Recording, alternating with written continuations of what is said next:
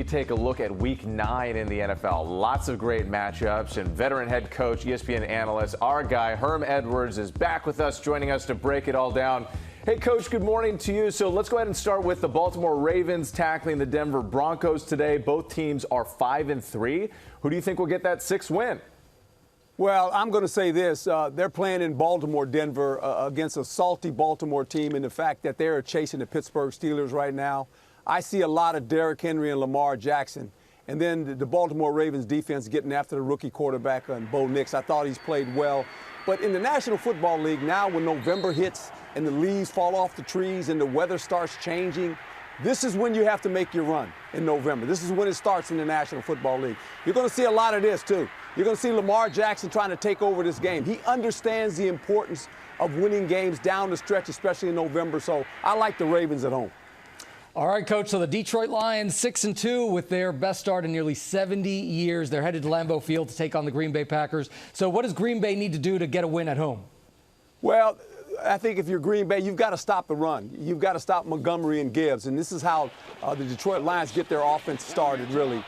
They do a nice job of running the football. Green Bay has to run the ball as well, as you see right here. But they've got to stop the run of the Detroit Lions and make Jared Goff go back and try to beat you passing the ball. Not play-action passing, but passing the ball. And that could be a factor in this game. Also, the weather. Remember, last time I checked, the Green Bay Packers play outside on the grassy field.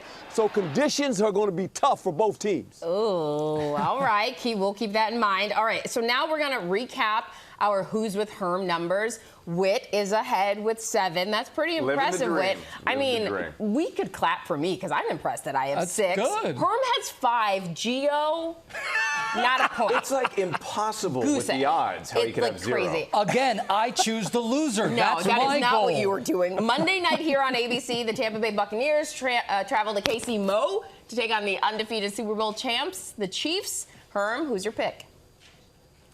Hard to pick against the Chiefs in Arrowhead, yeah. right? Yep. I mean, that's a stadium I know a little bit about. I've been there twice as an assistant coach and a head coach. I think this, remember, they acquired Hopkins, the new receiver, along with Kelsey. That's going to be a problem. Now he has 2 big receivers. You know, when you think about Patrick Mahomes and playing at home. And Kansas City understands this. You know, home games are important to them. They cannot lose home games. They're playing a very good football team, but I like Kansas City at home against the Bucs. There you go. It's Chiefs for me, too, no question. For sure, absolutely. I'm going with the Bucs. And Tampa Bay, my Florida Okay, peeps. at this point, he's going to win for being the loser, but this is not how it started. He might win this one. He might. If Tampa Bay wins this, I will not be surprised. You might get a win. Okay. Coach Herm, for you it. said it. Thank you so much, my friend. Tune in to Monday Night Football right here on ABC and ESPN starting at 8.